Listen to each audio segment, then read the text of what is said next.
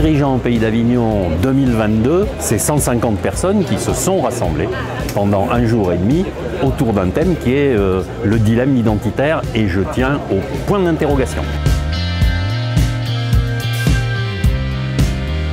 Je crois que la question, elle est à poser dans l'actualité de ce qui se passe. On se rend compte que c'est un thème qui a tellement envahi depuis un certain nombre de mois les médias, les discussions familiales, qu'effectivement c'était un thème dont il était nécessaire à un moment donné de s'en emparer, parce que les entreprises y sont confrontées, entre autres. On a bien réalisé que ça n'était pas une question simple, que ça mettait en jeu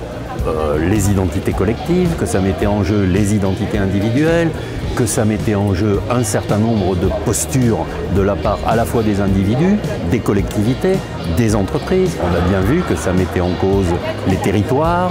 on l'a vu avec les témoignages des collectivités locales. On a réalisé tout d'un coup qu'on s'attaquait à un thème qui était à la fois universel et qui posait des questions en termes de fondement qui méritaient qu'on les éclaire, et c'est là que les politiques, les historiens, les philosophes étaient justifiés à être parmi nous.